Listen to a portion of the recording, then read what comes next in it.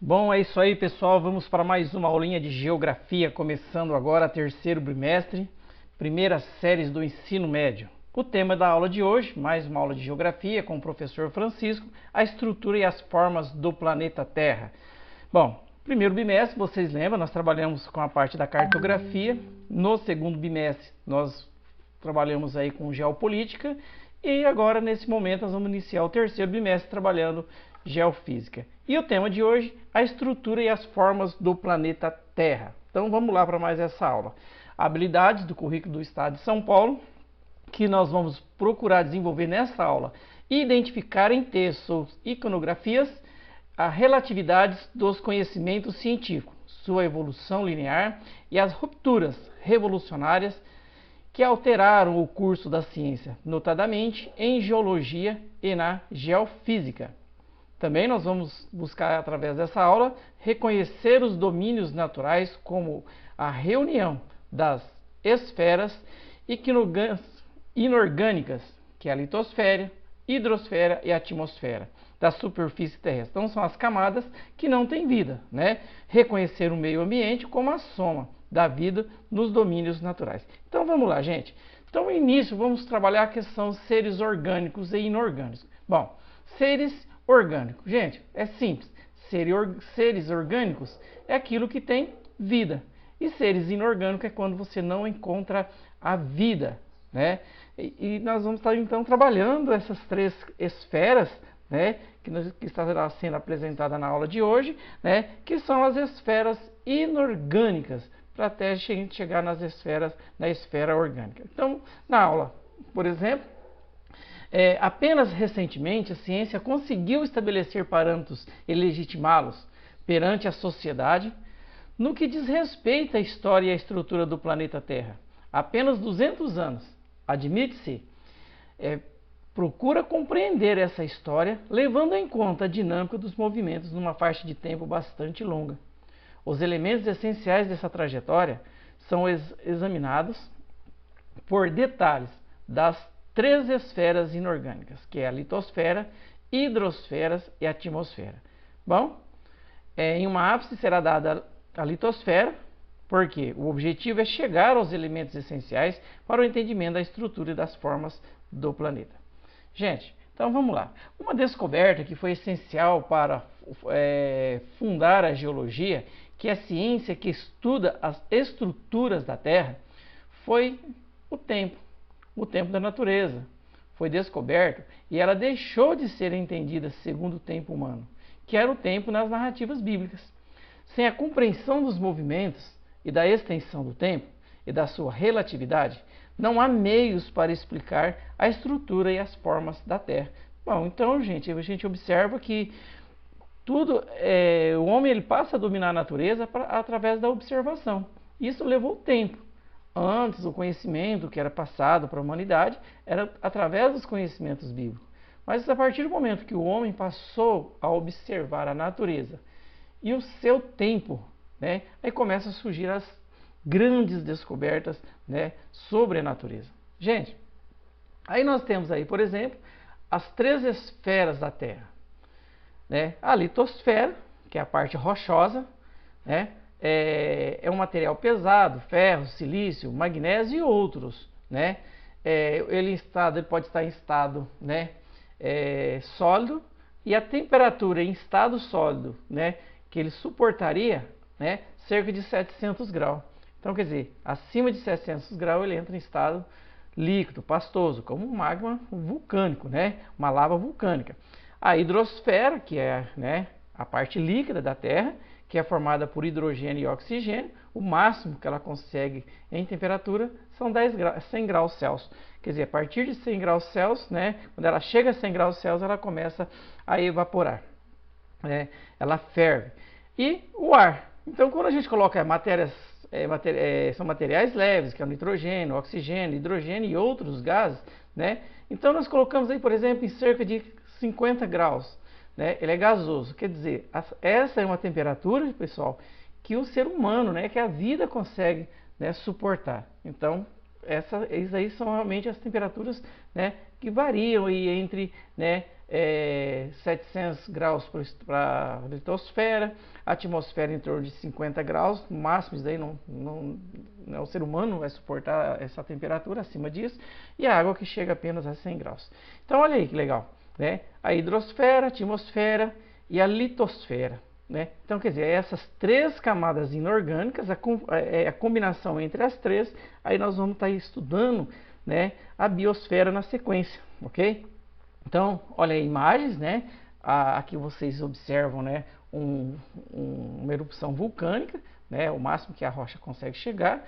Aqui, por exemplo, né, a gente vê aqui, essas são as ações da natureza sobre o planeta, né, sobre quando elas se manifestam, né, quando essas três esferas se manifestam. Então aqui nós temos a manifestação da litosfera, aqui nós temos a manifestação, né, da hidrosfera, da atmosfera, e aqui a manifestação da hidrosfera, né, que coloca em risco, né, lógico, né, tudo aquilo que tem vida, que está sobre o planeta Terra. Quando essas manifestações elas ocorrem, né, isso realmente pode acontecer alguma catástrofe. O que é uma catástrofe? Uma catástrofe, né, gente, é quando a gente tem uma quantidade, né, de mortes provocada por alguma ação ou da natureza, né, no nosso caso aqui é através das três esferas.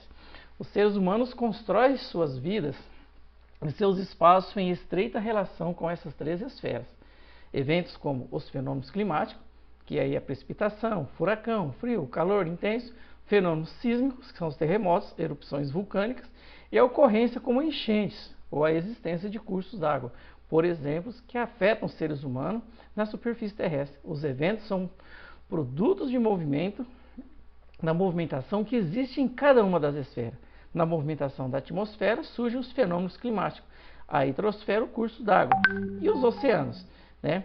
E estão acostumados a movimentos, aos ventos, que envolvem as águas e resultam disso, né? Como um terremoto, em um movimento brusco da litosfera. Resumindo, os movimentos das esferas resultam em eventos naturais, né, que afetam os seres humanos, né? Os seres vivos em geral.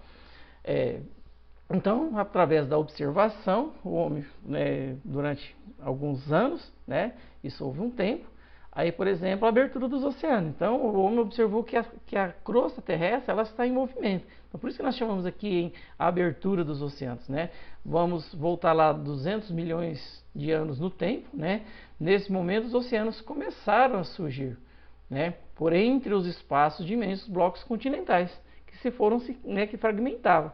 Essa abertura foi ampliando em mais ou menos, gente, em torno de 1,2 centímetros por ano. Por exemplo, o Oceano Atlântico, né, ele afasta, né, ele vai ganhando uma amplitude maior a cada ano, né, de em média, né, 1,5, 1,2, 2 centímetros por ano, né, que é a movimentação da crosta terrestre.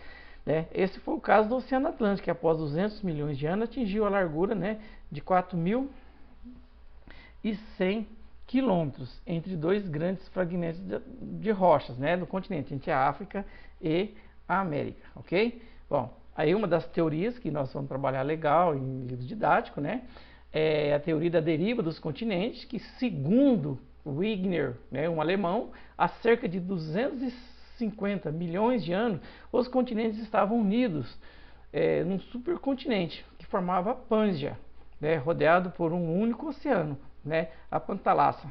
Então aqui vocês observam a deriva dos continentes, né, essa é uma observação feita, né, por esse cientista, e notou, né, então a gente observa que, olha, né, parece que nós temos aqui um fragmento, à medida que os continentes vão se afastando, parece que nós temos aqui um quebra-cabeça, né, como está hoje, né, olha aqui, a parte leste do continente americano, né, e a parte oeste do continente africano, eles se encaixam, né, olha aqui, essa aqui é a movimentação, né, que foram passando através das observações, né, com o tempo, foi chegando-se a essa conclusão até os dias atuais, né. Bom, o ser humano, acredita-se que o ancestral direto do ser humano viveu há aproximadamente 2 milhões de anos. Então, são hipóteses.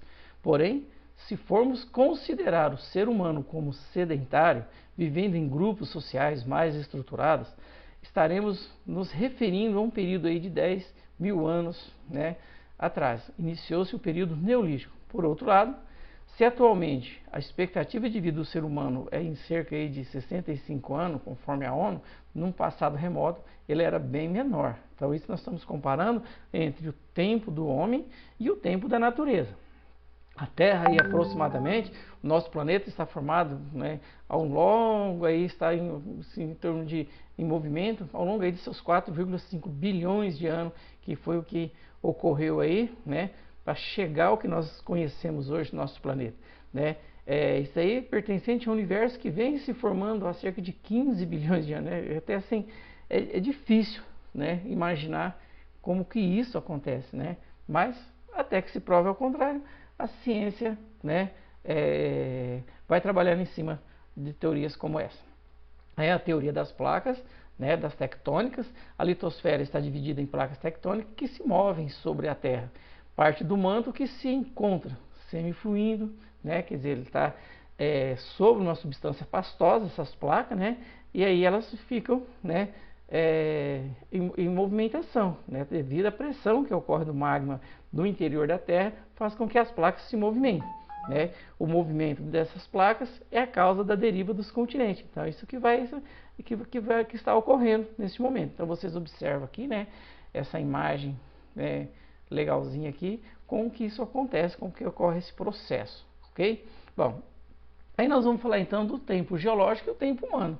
A história da geologia da Terra teve início há 4,56 bilhões de anos. Desde então, muitos eventos ocorreram até o surgimento do homem. Para medir esse tempo, podemos utilizar duas escalas, o tempo geológico e o tempo humano, né? Então, o que é o tempo humano? É o tempo de vida, expectativa de vida que o ser humano tem. E o tempo geológico, né, é o tempo contabilizado aí pela natureza. Quer dizer, o tempo geológico refere-se ao surgimento, à formação e à transformação da Terra, no qual, né, é dividido por meio de íons, eras e períodos, cujas as medidas relacionam-se em milhões e bilhões de anos. A tempo humano diz respeito ao surgimento do homem e a sua trajetória histórica, e é medido em centenas de milhões de anos. Então, olha bem, né, comparado o tempo do homem ao tempo geológico, né? Então, realmente é difícil imaginar o que seria aí 100 milhões, né, 1 bilhão de anos, né? Mas é isso que a ciência vem buscando responder para a humanidade, né? Aí nós temos aqui, por exemplo, as camadas, né, da Terra, da crosta terrestre, né, a crosta, o manto superior, o manto, o núcleo externo e o núcleo interno, né? Então, essas aqui seriam as camadas que formariam, né, a litosfera, né, descobrindo a composição da Terra. E que nós vamos estar trabalhando e aprofundando são os tipos de rocha, né, que são 3 tipos de rocha na realidade. A rocha sedimentar, que é uma rocha que resulta do desgaste de outras rochas, que no caso a rocha magmática, né, ou rocha ígnea, quer dizer, rocha de origem vulcânica, né, ou também, né, através da fusão de rochas sedimentares que tornam-se aí rochas metamórficas, né, que são esses 3 tipos de rocha que nós estaríamos analisando na nossa aulinha de hoje. Então é isso aí, pessoal. Eu espero que vocês tenham gostado, ok?